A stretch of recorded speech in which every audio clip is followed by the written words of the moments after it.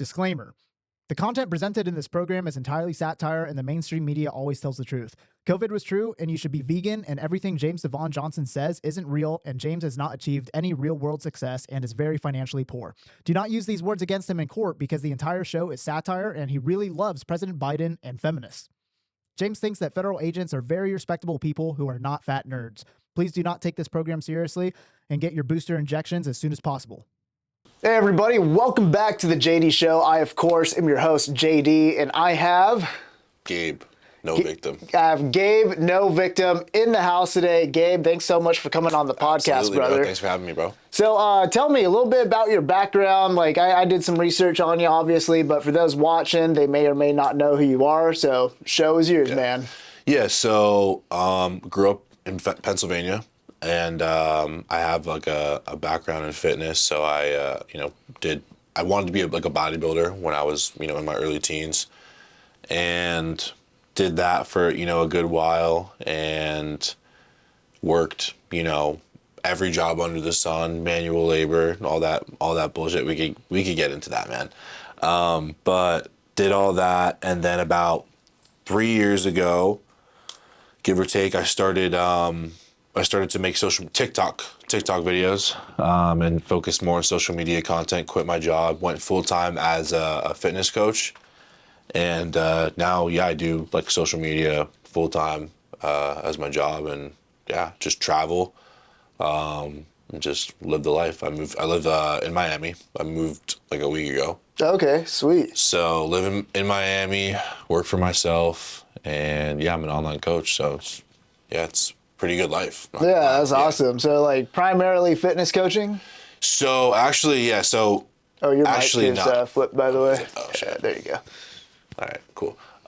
Not primarily fitness coaching anymore. I used to do the fitness coaching mostly, but I actually transferred over more to more of like a business coaching offer, where I help bodybuilders, personal trainers working in a gym, not making like the money that they want to make, and different things like that, and different people like that, should I say, help them make money online. Mm-hmm. Yeah. So that's what I'm more passionate about, because when I was younger, I was more passionate about bodybuilding and the physique building and all that. And helping people get in shape was like my main focus. Now, I still love doing that. I still do it. I still have fitness clients. Like I still, work with fitness clients. Sign them, I get new clients. I still have my clients that have been with me for months and years. But primarily, my main, like what I talk about the most in my content and what I market the most in my social media is like my business coaching. Yeah, right on. Now, I know a few guys in that space. Yeah. So like transferring from like just fitness coaching into the whole business side of how to monetize online, what kind of made that pull for you? Yeah, so, and I will say, like, it is more specifically, like, geared towards helping people that are already in shape, like, build a coaching offer around that. So, like, I don't work with people that don't already have, like, a good skill set, like, that's the requirement. So, I would say it stemmed from that, like, I worked so many different manual labor jobs, and that was like the big draw for me that actually made me want to start social media, was not wanting to do manual labor. And because I knew that I wasn't going to go to college, wasn't going to do the military, wasn't going to go into trade work. So I was like, it was kind of like the only thing that I really felt like I was like, all right, well, if I'm going to do this, I'm just going to do this, Yeah.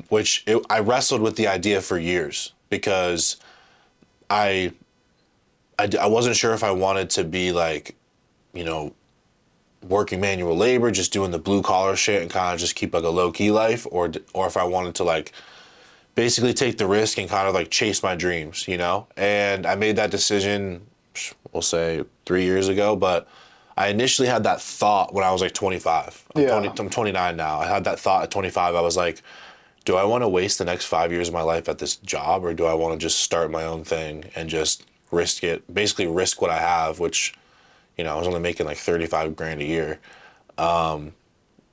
which was a big risk at that time, but now it ended up being the best decision that I ever made. Yeah, no, that definitely, that's social media changed my life. Yeah, no, it's like rapidly changing my life too. Yeah, dude. Like for the longest time, 'cause, actually this year I got officially released from the Marine Corps. I'm 29 years old Oh, too. okay, cool. But before that, I suffered from like some injuries, so I was like non-deployable status. Then I ran into some legal issues with some like false allegations my ex-wife made, whole like Wow. ordeal and shit. Damn. So that gave me a lot of time to like work on the entrepreneurial front. Yeah. But I had to stay off social media because of a lot of the other issues, especially like being a force recon Marine. Like you can't really be in the public eye that much, right? But eventually I decided like, okay, basically like my military career is over. Like I don't really give a fuck. Like, I'll take the backlash, started getting more into it. I didn't even really take it that seriously. I didn't even think of social media as a tool to, like, get monetized from. Yeah. I was just thinking more so from, like, a marketing perspective to get some more credibility online for what I did in the entertainment space. And just from that alone, like, social media platforms don't pay me. But by proxy, I'm making money from social media, just getting my name out there, getting more clientele, being able to access more like top tier models for some of these like atmosphere modeling jobs that I facilitate. Yeah. So that's a really cool way for me, at least, proxy monetization from social media. But it 100%. sounds like you're more directly monetized. Well, I mean, I'll say, I mean, my system for acquiring clients on social media is actually very, it's very basic, and it's like, it is kind of indirectly making money on social media. So, through social media, should I say, because I don't get paid for views or anything. Like, I don't get paid like from like Instagram or any of the platforms, but I use especially Instagram to my advantage, we should say. So like, and I'll drop some sauce here for the people listening, who want to use Instagram to make money. Like, Instagram is actually more of a like a sales app. It's more of like an app to make money on anyway. So even though Instagram doesn't directly pay for views, I think sometimes they do for certain things, but Instagram is actually optimized like a funnel, like an online funnel, but it's like it's organic, right? So what that means is Instagram is actually created to whatever your offer is, if you can optimize it like the proper way, which if you have the most, whoever has the most optimized Instagram will likely make the most money or make more money, right? Yeah. If you have a good brand, if you have a good service, and then you get more followers, more credibility, and it kind of snowballs, right? So, but Instagram is actually fascinating because Instagram, you can make content and then funnel people into the DMs. And the DMs, which a lot of people don't know this about Instagram, the DMs is actually the place where people spend the most amount of time on Instagram. So people are actually using Instagram as a communication app versus like just to view videos. They use it to watch the videos secondary. So when you can use the videos to funnel people into conversations and you know what to say to them to make your offer, that's where you can start to make money. That's where it's actually scalable. Right. Yeah. Now, Instagram is a really interesting platform. I would say like in the beginning of like getting more so into Instagram, I was using it as a dating app. I always say, because I also do like dating coaching and stuff too, and I recently just started an online dating coaching program through school, and I have a whole module in there talking about the science of how Instagram is the #1 dating app, and it's also a great sales funnel too. And I kind of relate dating to sales in a way because you're still doing the same thing. You have to like have a high value looking profile just to have any type of attraction, regardless if you're selling trucks from your Instagram profile or you're trying to DM hot chicks. You need an attractive profile. You have to be able to figure out a good way to do outreach. Yes. And dude, it's incredible. Like, I use it for sales. I use it for pretty much almost every dynamic of business. This podcast, obviously, I think that's how we got in touch with you. Yeah. Just created an extra social media account, funneled some money into it with paid advertising, get that thing rapidly growing so it's more appeasing to people who are coming to the page. Yeah. And yeah, like, dude, there's so many different ways that you can use just Instagram alone to monetize. And I have to say, I feel like it's still king of all the social media apps. Instagram is 100% king. Now, I started my brand on TikTok, and honestly, thank God for TikTok, because if it wasn't for TikTok, I don't even know where I'd be right now. Because TikTok actually gave me that first initial boost on the internet. Actually have more followers on TikTok than Instagram. I have like almost 500,000 on TikTok. TikTok was one of those apps where it was amazing for someone like me because, I'm more of like an artist, like an artistic person. I'm not really like a purebred entrepreneur by any means.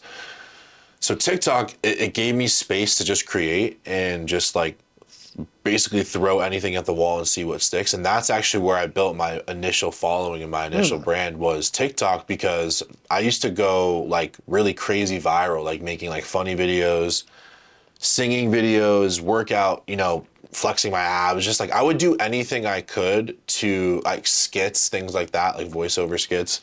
I would do anything I possibly could to bring traffic to my page. And, I was doing social media at the last job that I worked, which was lawn treatment. And I had a couple of videos start to get some traction, and it was like something kind of came over me, and I was like, maybe I have something here, but it wasn't like fully set in. It was just like it was almost like the seed had been planted. And I would try to do the videos like outside of work, but I would just be too tired at the end of the day because I was like working outside manual labor, and I started to make videos at work. And because I started to make videos at work, it was kind of like this authentic feel to my videos because I had like the high vis, like yellow, like bright yellow shirt on. Yeah. And I would be like in my work truck and shit, and I would be, talking. I talked a lot about like, because that's when I started to get like some tattoos in like some areas like these, and then over on the sides of my neck, some like on my arms, and I had a video go pretty viral where I talked about how I came into work and had these new tattoos and my boss didn't care. And it was cool because Instagram, just you couldn't like grow on Instagram like super fast. So Yeah, it's like almost impossible to grow without buying meta ads. Yeah. And meta ads suck too, so you gotta like throw a shit ton of money into those. You do. It is a way to grow. You do have to be like really precise and consistent with your content and post, a lot. It is hard, I will admit, but I would say the best way to do it is to kind of attack it from all angles. Where you have the TikTok, you have the Instagram, you have the YouTube, and you kind of have that omnipresence online. But anyway, yeah, like TikTok changed my life. I was able to, make my first little bit of money actually funneling people from TikTok to Instagram. So, I remember there was this, I love telling this story because this is really when everything changed for me. So I left my job and I started to do Uber and Lyft. And I did Uber and Lyft because I knew that was going to open up more time that I could just like drive all day. I lived like in a town called Allentown, Pennsylvania. I would drive to Philadelphia, do Uber down there and shit. And I remember there was this one night I was like driving like all night to try to like pay my rent to make sure I could like, fucking afford, my rent. And this was only not even, maybe like 3 years ago. Wow.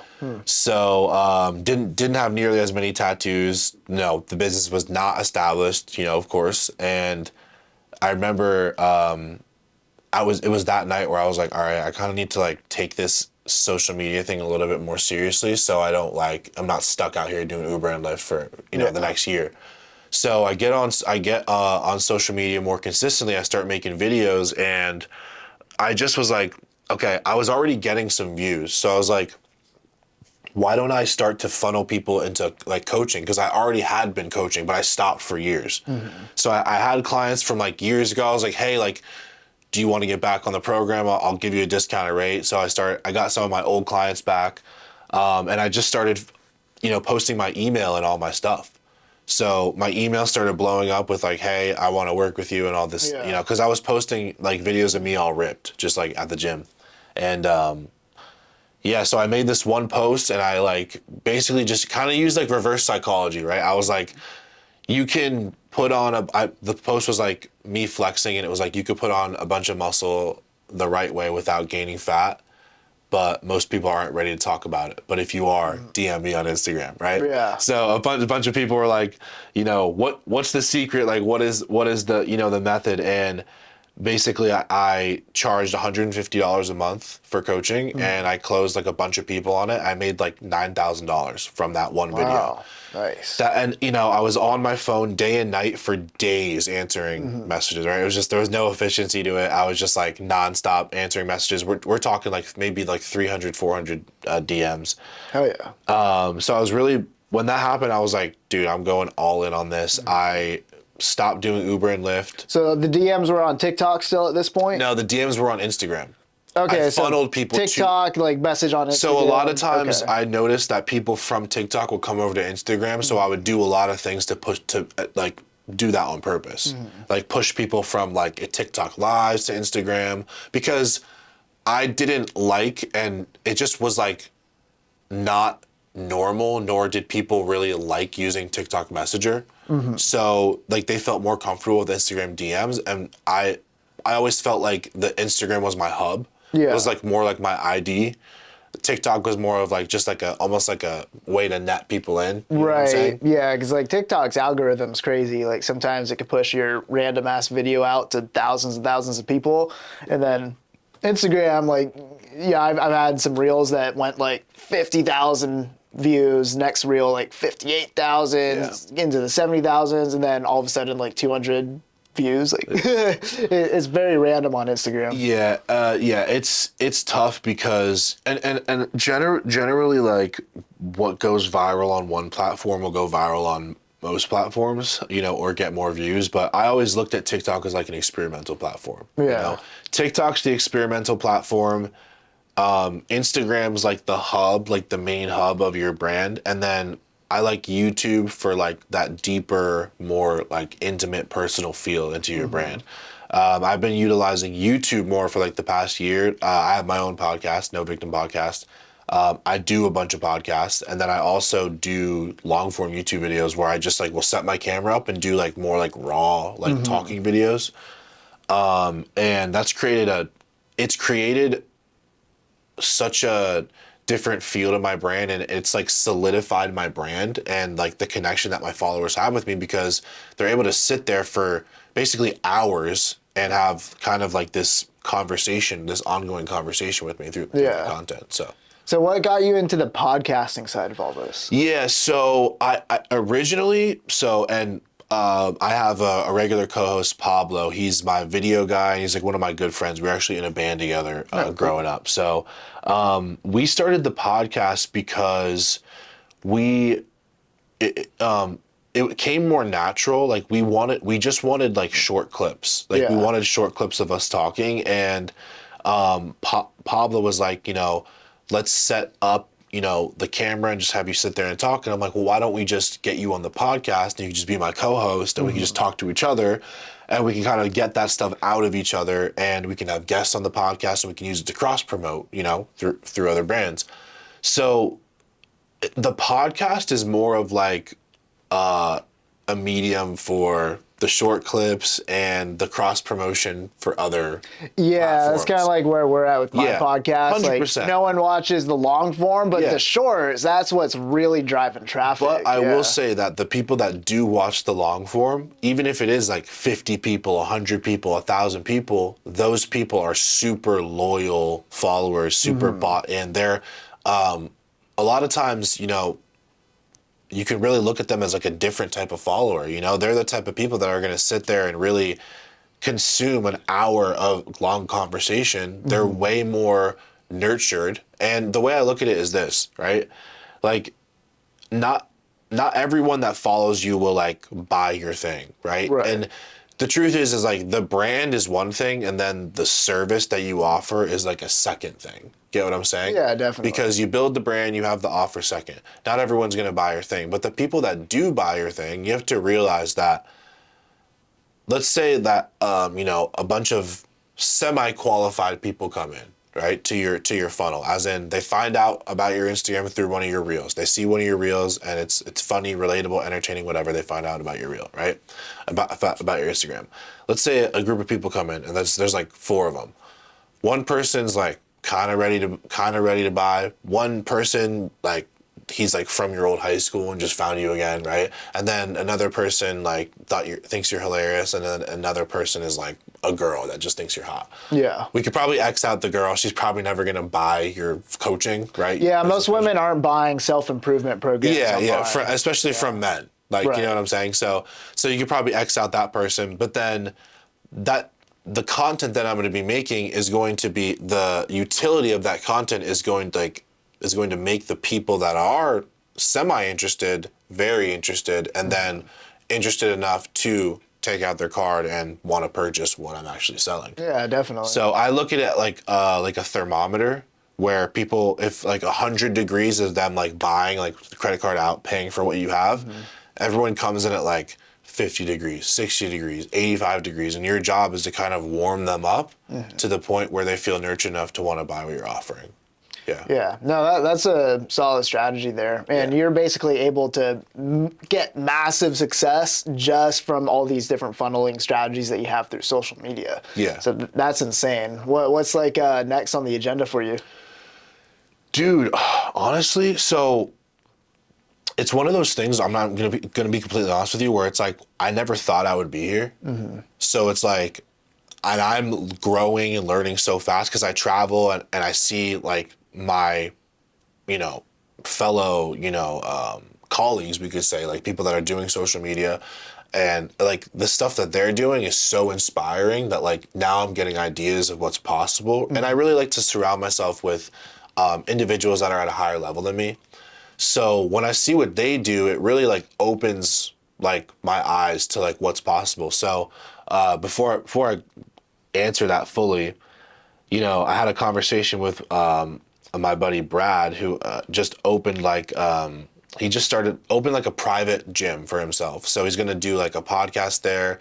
Have his own gym. It has his office. It's super sick. Like Nice. He dropped like a bunch of money on like brand new equipment, super sick. And it was so inspiring. I was like, dude, I would love to do something like this, right?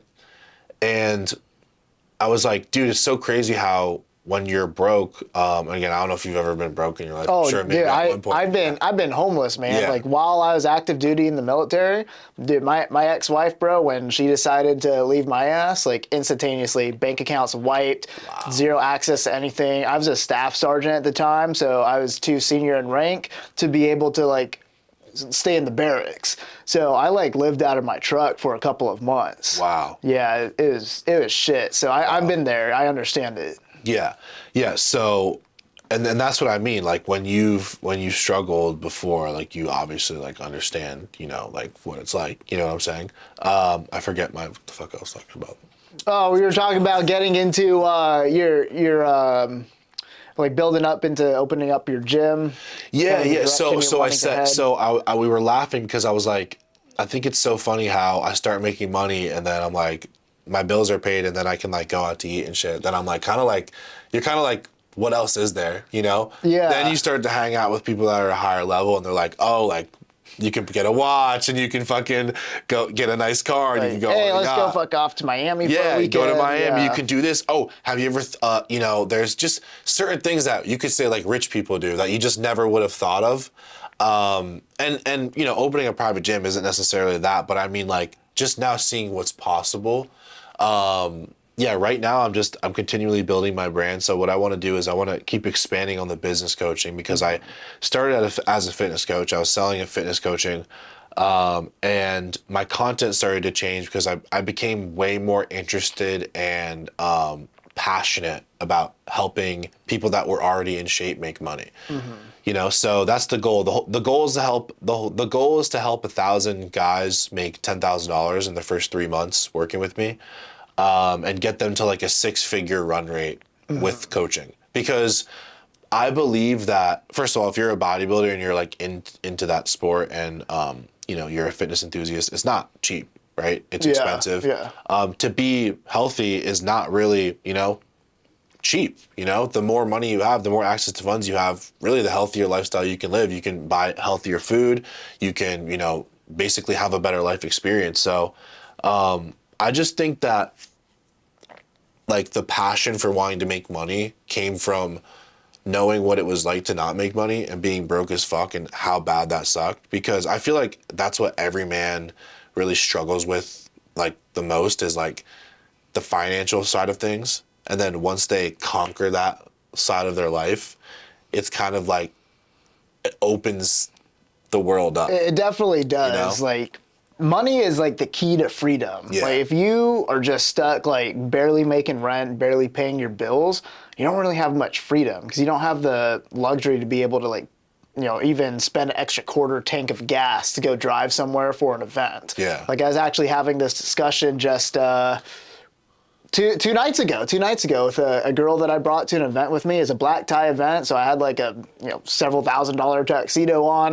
You know, I'm driving like my dream vehicle. I'm not a sports car guy. Like, I got a jacked up truck that's tan and looks like a military vehicle. Sick. You know, and I'm going up the PCH towards Malibu. Yeah. And I'm just thinking, like, man, like, I'm not balling, you know, I don't got millions of dollars just throw, like, Yeah. but I'm doing very well. So sick. And I'm Yeah. thinking, like, most people, like, this event that I'm going to also has, like, you know, all kinds of, like, A-list celebrities. Yeah. We're talking, like, dude, like, famous people. I can't drop names, Yeah, right? yeah. But besides the famous people, very wealthy, like, billionaires and stuff.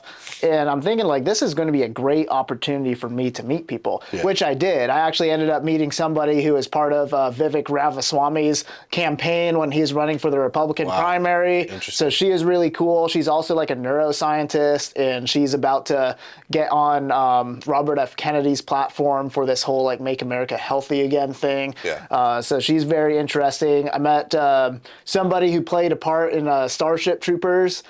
He had, like, one of the roles in boot camp, and he's on the cover of Starship Troopers. Sick. And then I met another guy who's a billionaire in some type of tech industry. So I got their contacts, That's you know. dope.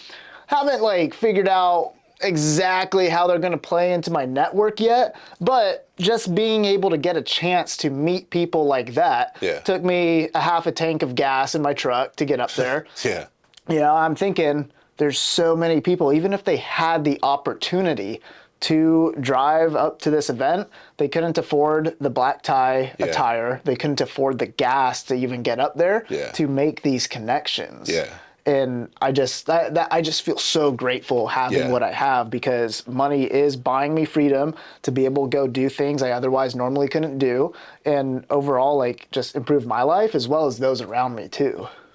Yeah, the money is life-changing, and I think it's when you, another thing too, it's like when you find something that works, like when you find a way to make money that, like, works, and it, like, works again and again and again, you're like, damn, that's pretty cool, you know, because you become, like, validated by that process, you know. And I think a lot of, like, the struggle and the frustration for men, especially younger men, is like they can't figure it the fuck out, and it's just like they're just like, fuck, you know what I mean? It's like trying to make money, and then you're like, you fall on your face again, and you think you're there, and then you fall on your face again, which really, at the end of the day, life's always going to be like that.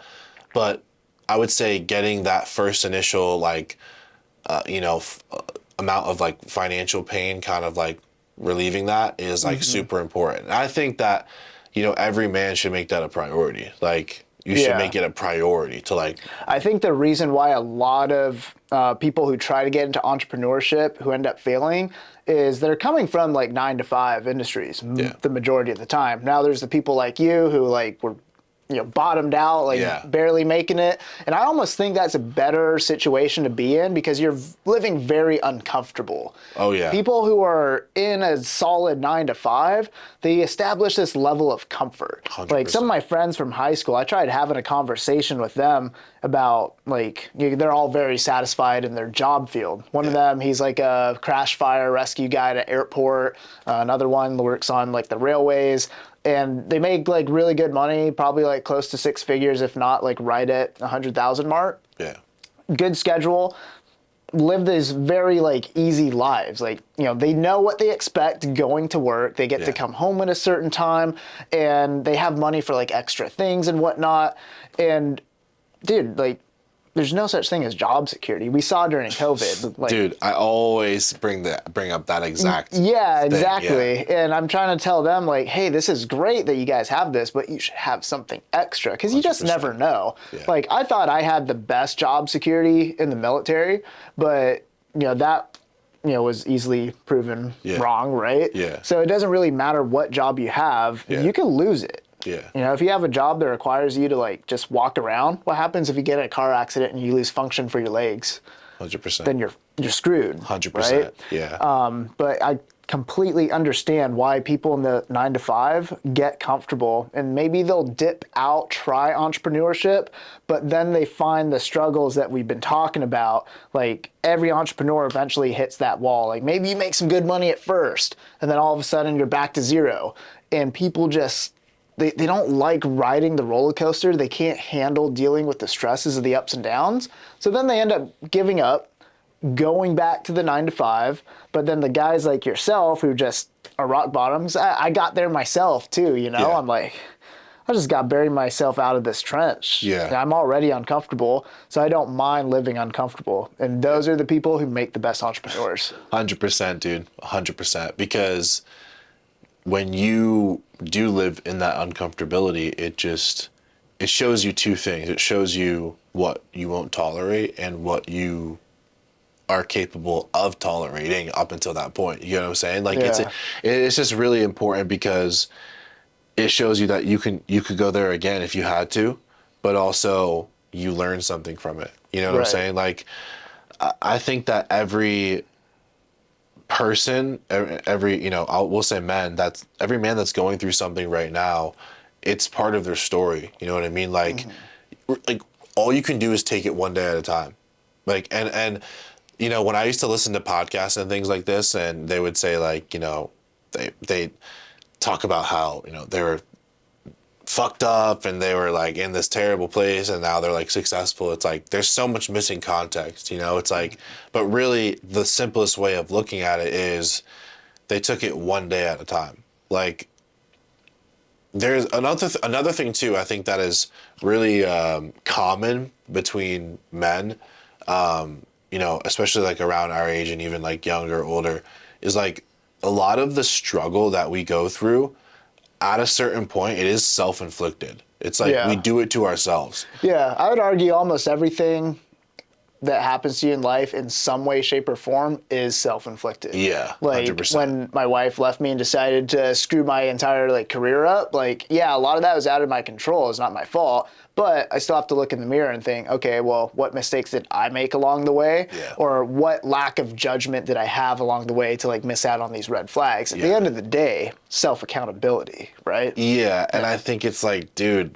what the fuck else can you do when shit like that happens? It's like you have to look at it the best way you can, and I think that's key to people that are successful, people that just keep going and keep going and keep getting successful and more successful, is like their ability to basically handle stress, like their ability to take things that normally would throw people off and use it as fuel, right? Yeah. Or use it in a productive way, and look, everyone's human, right? If something terrible happens, there always is a time for mourning, right? And there's a time for working, there's a time for fucking, getting your shit together and just, taking that next step forward and moving on, to decide to better your life. And I noticed that's the biggest difference between successful people and not successful people is they take shit that happens to fucking everybody and they just handle it differently, right? Yeah. And that, a lot of people don't want to hear that, because what that basically states is that there's no excuse, right? And it's all relative too. I was just talking to a good friend of mine, and he is open about it too. He always talks about how he grew up his dad was wealthy, right? He had access to a lot of money, and he didn't really have any consequences for his actions. But I said, yeah, but you also, and he also was a drug addict too. So it's and he talked about his battle with mental health. So it's no one would trade that to be a drug addict and be suicidal and want to die. You know what I'm saying? So it's at the end of the day, it's all relative, right? And I think, a really big important part is understanding really we're all going to go through shit, right? But, pain is all relative, right? It's like what people struggle with. Some things that are like people's struggles are people's like best day, right? It's like rich people compared to like a poor person, right?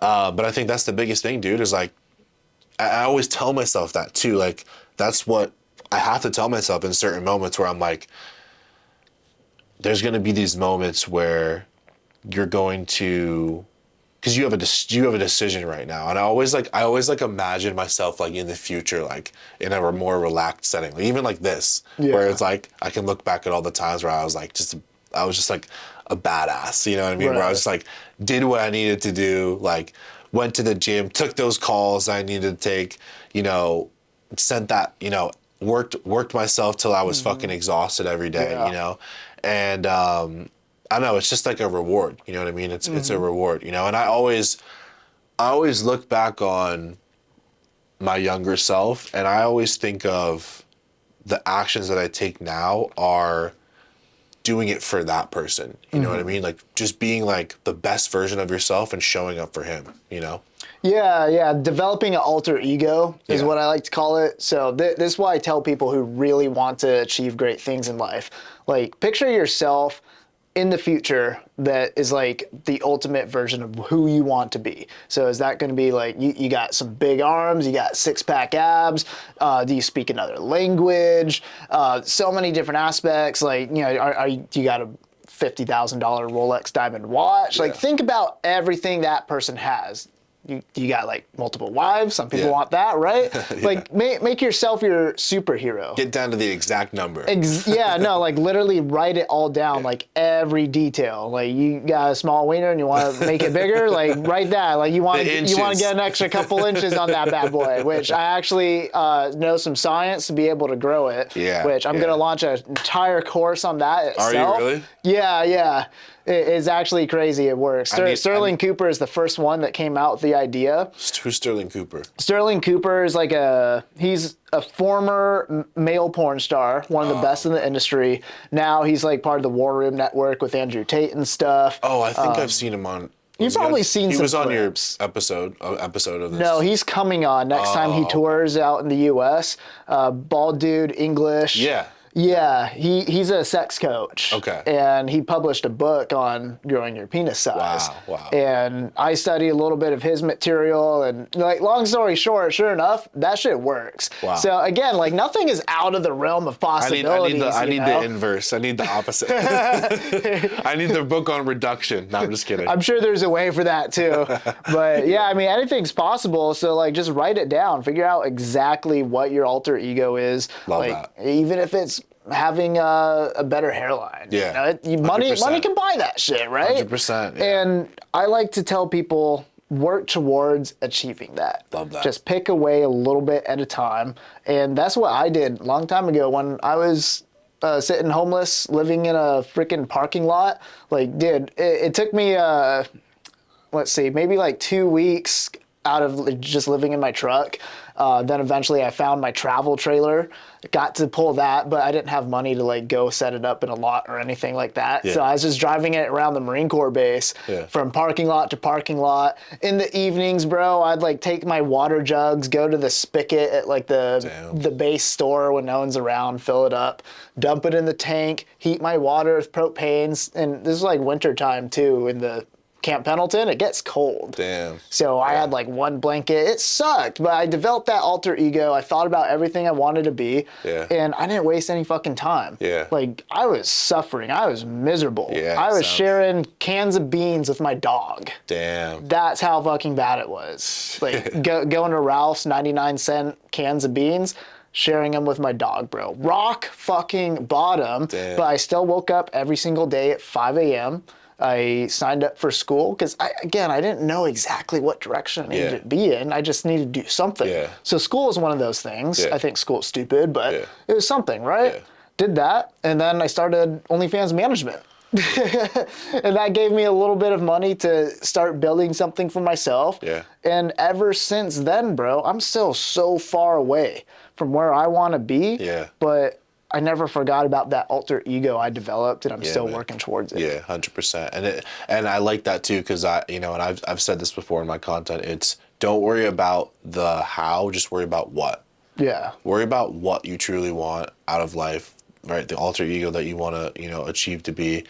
And the truth is that the bar will always be, it's always going to raise. It's always going to be, increasing, that standard that you want to, achieve. But dude, I think that's so important. Like having the actual visual of what you want to be like, you know what I mean? And want to feel like. And honestly, I genuinely feel like right now I'm totally becoming that. You know what I mean? Yeah. Like, I feel like every day, every month, every year, I'm like, wow, like this is kind of crazy. Like the tattoos, the what I do for a living, and like, being able to speak on camera. Like I always kind of imagined myself being like some sort of like speaker, like on stage, like even when I was like young, like 5, so like now doing that as like a job, it's just kind of like, it's like when you, and honestly, you could say it's kind of like approaching it with that childlike ignorance, Yeah. where it's like you kind of detach yourself from the societal like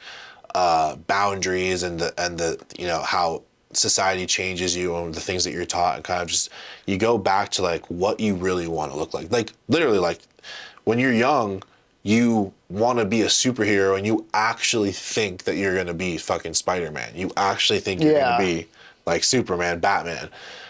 But then you grow up and people are like, no, you're not going to be Spider-Man, you're not going to be Batman, because someone told them that they're not going to be Spider-Man, Batman, Superman, superhero, whatever. Yeah. So then you're like, oh, okay, well, I guess I'll do this. And you set lower goals, right? Mm-hmm. And maybe Superman now, obviously when you're fucking 30 years old, you're not like, right. I still want to be Superman, Spider-Man, which I have agreed, me and my homies have agreed that it would be sick to be able to shoot web from our hands. Oh, yeah. Maybe that one day that was the sickest. Future, that was the sickest part of that movie was being able to, the homie shooting web, Tobey Maguire shooting the web from his fingers. But no, just becoming like the ultimate version of yourself, and like obviously it's a real human, But I genuinely feel like I'm becoming that version of myself, and it's so like the opposite of what society tells you. You have to like, literally listen to everything they say and then do the opposite. No, for real. Like you're not going to get anywhere like going into school for 4 years, then working your way up the corporate ladder. Yeah. Like, dude, I know people who are like successful doctors, for example, and like they work at the hospital, bro. Yeah. Like they're making like $120,000 a year, maybe with overtime they're getting like 150. Yeah. But still, man, like the hospital though. Yeah, right. Like the most successful doctors I know who are actually driving the nice cars and stuff, they own their own practice or they're making money online. Yeah. Some of like the more, what's it called? Like homeopathic medicine doctors I like to follow. Yeah. They stopped practicing years ago, but they still have their credentials and they went online and made a bunch of money that way. Yep. But the ones who like, just work for someone else. Yeah. Yeah, no, they're stuck. And that's what I'm saying is the internet is anyone can make money online. You know what I mean? You could literally, and it's crazy because, like, and it's good that doctors are making money online because it's a way better scenario. What I mean? There's fucking people that aren't doctors making more, which is crazy. Right. Which is fucking baffling to me. Like my grandfather is an orthopedic surgeon. Like my father was making like 6 figures in sales, but he like drove. I remember being young, seeing this dude up early as hell, drinking coffee, like dressed all. And my dad was actually a Marine too. Oh, cool. Yeah, so he was very, always up early, doing his thing. But yeah, it's just so crazy to think how, and it's weird too because my father actually he went back to school in his 50s. Like he went back to college in his 50s, right? He started taking classes and he actually got into Harvard. He went to Harvard and then graduated from Johns Hopkins. So like really good schools. And I just love saying this because it's just funny. I don't think he's gonna watch it, but I made more money than him last year, like a lot more, like double. Yeah. More than double. And honestly, I always imagined the feeling of what that would be like, but really, it's a feeling of like, dude, what the fuck? I've been lied to my whole life. Yeah. That's what I felt like. Like when I started making money online, I was like, And then when I saw like my income kept going up and up and up, I was like, okay, like you can make a little bit of money with this coaching thing, but then I started to make like multiple six figures, and now like going on seven figures, almost at seven figures. I'm like, wow, holy shit, like everything I've been taught was a lie. Also, why didn't I start this earlier? Wish I could get all that time back, which I can't. Yeah. So it's like I'm trying to still be patient, but also I'm like, fuck. I'm like, I don't want to. I was like, I wasted so much time, and then also it's kind of like this has helped me with my business and with my selling and marketing. I'm like, dude, I'm like, now it's like I have something I want to tell everyone about it. I'm like, I'm like, don't go to school, like, don't do this, don't do that, because I know what the outcome is, and it's almost like, you seem a little crazy. Because everyone thinks you're crazy at first. Everyone thinks you're crazy, yeah. You know what I'm saying? Because it's like, and I know how much people are making when they get their college degree, most of these people, and they're not even making as much as like, just like a regular dude who's barely fucking trying, like who's just kind of consistent online, like who has like a decent product. You know what I mean? Yeah. Can pull in six figures doing like the easiest shit online, which is crazy. Or you could just have like an integrated business like like getting leads from online or using it for networking. Like it literally puts your business on steroids. Yeah, this year I just started shifting gears into more so of what you're trying to do, because I liked what you said at the very beginning of this podcast. You make all your money just from online. Yeah. So you have the freedom to just be wherever you want. Yeah. Like for me, like right now, like, the money is starting to come in more because of online, but because of what I do in entertainment, I'm still very bound to like being out here in Southern California and close by the LA industry. Like, I get to travel to Miami a little bit for opportunities. New York is a good hub too. There is some international opportunities, but primarily like the bread and butter, that's out here for me. Yeah. So a lot of people look at my position are like, wow, that's great. Like, I really want to be in your position. But in my perspective, I'm like, I still don't have that freedom aspect. So fully online, bro, that's the next move. And within the next year, I'm probably going to drop my old industry. Yeah, 100%. And the way I look at it, man, is like you kind of begin to mold what you want to do around the lifestyle that you want to live. You know, it's the same reason why I left manual labor, because I was like, all this time, all this energy for this little amount of money just doesn't fucking like make slaving sense. away. Yeah, really slaving away. Like, dude, I remember my last job, just the paychecks and just looking at the checks that I would get after just completely just destroying myself that week, you know, or that 2 weeks. It's just like, God, I was like, what the fuck? Yeah, like, you honestly should get paid more for that type of stuff because of how backbreaking it is. Honestly, And then, like, for example, like my brother, he's a police officer. Oh, that's a terrible job.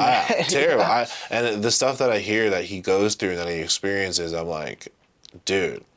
Like, and now he's on social media because of it. Because, like, I think part of the reason is because, you know, we've had a few conversations about it where he, like, you know, he knows how much I make and what he makes to do what he does. And it's like, it just doesn't make sense, you know? Right. But it's like, okay, like, it doesn't have to make sense. Like, you just need to do it. You know? So, like, I think that's where he is. And my brother's a very, you know, and a lot of guys our age are this way, but, like, he's a very analytical person, right? So, like, when you think too logically about it, you're gonna try to run the numbers and it's not really gonna make sense. You get what I'm saying? That's a problem with one of my old business partners. He's a LAPD detective. Yeah. And he's got to be, like, closer to 40 now.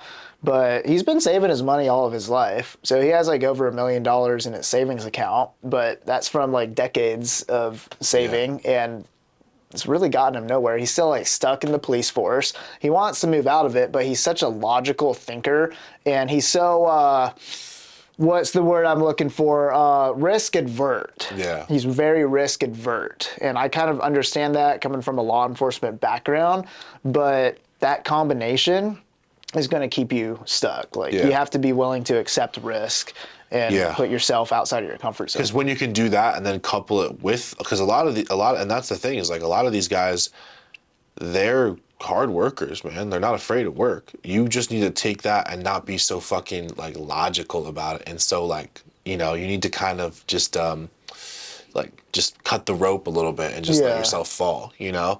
I think that's a huge thing. And that's honestly, that's a huge advantage I've always had, is like, I've never been scared to, I was like, fuck it. Because I never judged myself based off that. You know what I mean? Like literally, I just always thought like, you know, if I can go to the gym and I can get my meals in, and like, I'll sleep on the fucking floor. Like, I don't give a shit. You know what I mean? Like, I've lived off $50 a week. So it's like, I think of that all the time. It's like, I'll just go back to doing that. I never will, but like, if I had to, I could. And I'm really not scared to. So it makes me like unstoppable. Yeah, no, I like that a lot, because when my divorce thing happened, dude, like, I was pretty set. You know, I was making really good money at that time in the Marine Corps. Like, I had a lot of like luxury items, a lot of money in savings, and I was set. But instantaneously, all of that was stripped away. And so now I've like rebuilt my life, obviously, and I have a lot of luxury things. I live a great lifestyle, but I know it's not going to hurt too bad if I lose everything, because I could just get it all again. Yeah. Because I know for a fact that I'm that type of person, but most people don't get put into a situation like I was talking about earlier. Those people who are comfortable in the 9 to 5s, they've never been really outside of that comfort zone that's almost needed sometimes to push you into a greater direction. It's usually, if it's in a direction that's worth anything, it's usually always necessary. You know what I'm saying? Like, if it's like a direction that's really worth like something that's real, then it's always, there's a level of like pain that you're just gonna have to go through. You know what I mean? You can't be afraid of it. Definitely. Did you get a lot of like doubt and criticism when you first started like pursuing this route? Honestly, I would say like the biggest critic was myself, you know, because I don't think that people, like when people aren't doing the thing they want to do, they think people are going to care way more than they actually do. Like people don't give a fuck about like each other that much. Like they're just kind of in their own world. And like, yeah, maybe like other people in your hometown would hate on you, and you might come up in conversation and people might try to make sly remarks at you. But it's like, I've always thought that like if the reason was bigger than that, or the reason was bigger than just, you know, self-doubt, I've always thought like that was the more important part. You know what I mean? It's just, you're not going to care, you know, if the sun is shining that day, if you feel good, or if other people who, you know, are from your fucking high school don't approve of it, or people from your past don't approve of it. And that's the thing, is like, I genuinely think like showing up for the younger version of myself is so much more important than giving a fuck about what random people think. Because it's like, I would want to have that person, right? Like I think about it, like if I was 18 years old and I met me, and my 18-year-old self met me right now and was like, what, like, you know, I would feel like I could do anything. You know, like I would feel like I could do anything, and I would be so like, any problem you could throw at me, I would just neutralize it. I'd be like, no, this is how you do it, you know? Yeah. Because like when you're young, you're so uncertain and blah blah blah, and like that's at the end of the day, like I feel like that's what a lot of people admire, is like an individual who maybe isn't always right, but is always decisive, and just isn't afraid to just say like, no, this is how I feel. And like, even if they change their mind, they're like, yeah, I just changed my mind.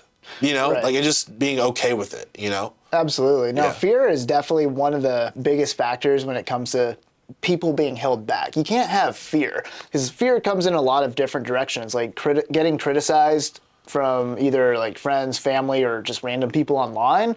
Like, people are afraid of that.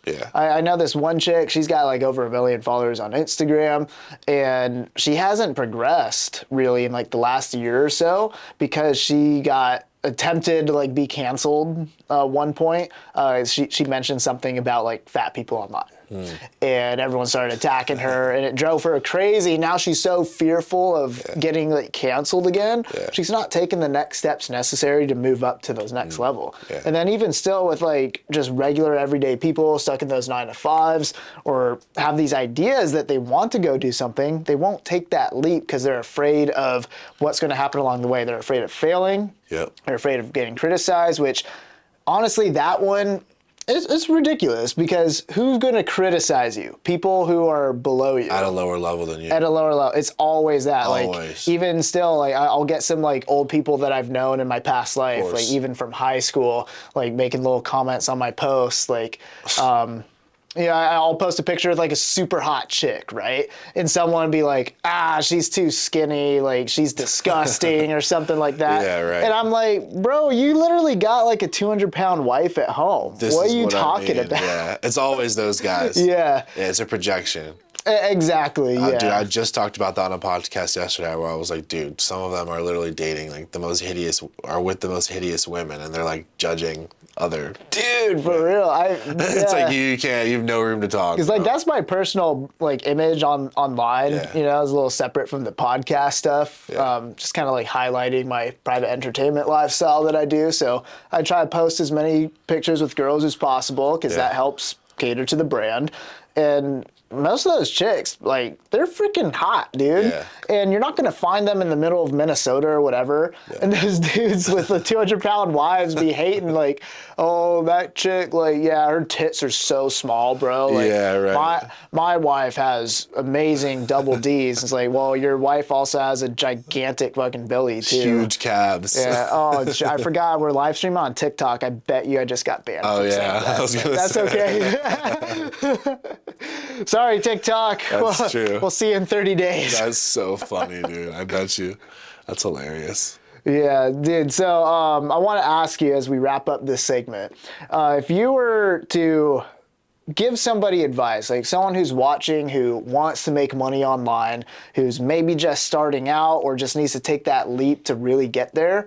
You mentioned earlier that you help guys, like specifically in fitness coaching, get to $10,000 a month within the first 3 months. Is that a strategy that's more so focused in that niche, or can it be used in other niches?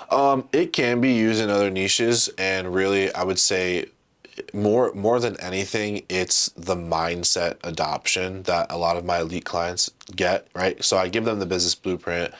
I coach them, right? I teach them the specifics of the business, but regardless, them and really anyone listening can benefit from this. And it's really just having the proper mindset, which means like all the things we just mentioned, like not being afraid to get knocked down and get back up again, right? Mm-hmm. And not being afraid to go back to that low spot because you've been there, right? And I think it's just really important, like when you want to make money online or you want to do something against the grain, right? Even if you're like our age now, right? Because we're both 29, right?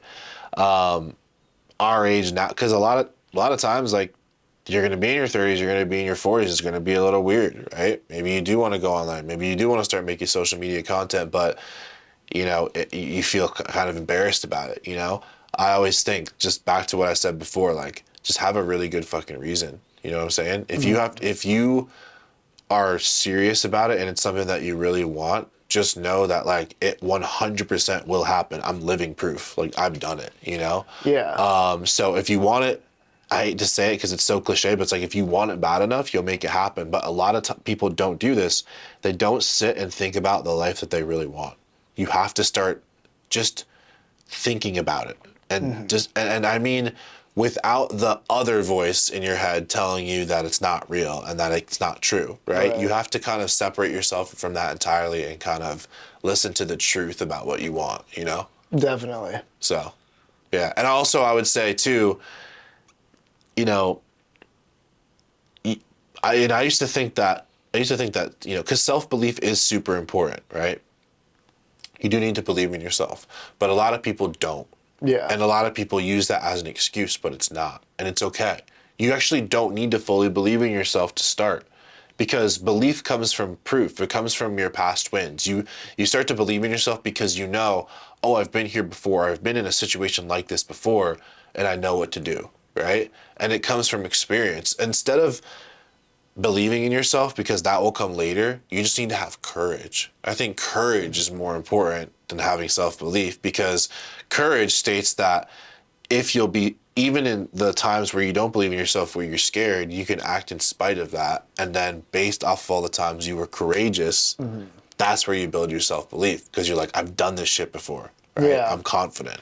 No, absolutely. So Yeah, and I think you're a great example for people to like look up to Appreciate because that, like you came in from being dirt poor. Yeah, And, dude. Yeah, I know another guy that kind of reminds me of you. He's like a billionaire. Like Okay. he's actually a billionaire. He's got a Bugatti and shit like that. He's a huge like jack dude, like completely tatted up and that's sick, stuff. dude. He has like no filter or anything, and he's so utterly successful. And yeah, you really remind me of him. Who is 'cause, it? I don't want to name. Okay. I don't want to drop names Got you. nah. You know, shout out to Bowski. Bowski? Yeah, you should look him up on Instagram. Okay, He's a cool. cool dude. He's all tatted and whatnot. Yeah. But I'll look him up. yeah, he's a cool dude. But Super cool. Man. yeah, you remind me of him because like you guys just have that don't really give a shit attitude, and then your Yeah. appearance too. Like Yeah. no one would look at you guys and think like that you have this mindset, you're ultra successful. People jump to conclusions like, oh, you're probably like a meathead or whatnot. Yeah. And especially like the boomer generation, 100%. they'll like look at you and be like, yeah, that guy's not doing anything important with his life. And meanwhile, like you got a way better watch, you got a better car. Yeah. And you know, they got a wife at home that doesn't give them sex. Like I was gonna say I experience that sometimes in the apartment complex, the condominium I live in, because it's all old people that are just kind of like there, and I'm like the only like young guy there, but like I'm like successful, so I'm like able to live there and afford it, and it's just so funny because like I am kind of out of place because I'm like that guy that's like tatted up. yeah, you stand out in a crowd. For And, sure, and the elevator is hilarious too, because like I have my dog with me, and he's a wiener dog, right? So he's got like his like fit on, you know what I'm saying? And then like there's a bunch of old ladies with their like white like furry dogs and shit. It's just so funny, dude. But yeah, man, it's hilarious, man. I just laugh at it too. Yeah. I just let my life speak for itself, you know. Yeah, no, I definitely really appreciate people who break outside of the societal norm and find great achievements in life. Yeah. That's always super cool. Yeah, absolutely. Yeah. Well, dude, it's been an incredible episode. Thank you so much for coming Thanks on, for having brother. me, bro. Yeah. Where can the audience find you? So at Gabe No Victim on everything. So I have a clothing company at No Victim Apparel. You can check us out on Instagram. And then I have a podcast. Is that what you're wearing right now? No, this is actually I got this from TikTok shop. Oh, okay. I was gonna say that's a cool shirt. Yeah, no, I appreciate that, bro. Yeah, actually, I wanted to switch it up because I was wearing like No Victim on the this is my 4th podcast in like 3 days. Oh, nice. Yeah, nice. so I was just wearing a bunch of No Victim on all those. So I'm thinking like content in the future. I'm like, I want to switch it up, just wear a different shirt. But yeah, I got the clothing company. But yeah, at Gabe No Victim on Instagram, TikTok, YouTube. Cool. Yeah. Awesome. Right. Yeah, dude. Thanks again. And guys, you heard him, man. Go give him a follow on Instagram. We'll be sure to tag his links in the description section below. But this has been another Mastermind Monday. So I hope you guys got some value out of this episode. If you like what you saw, hit that like button. Drop a comment in the comment section down below. Let me know what you think. If you like me getting back on in a future episode and do a deeper dive into his lifestyle or talk about his business, maybe we can make that happen. And then finally, if you're not subscribed, hit that subscribe button right now. So with that being said, thank you so much, guys. See you on the next episode.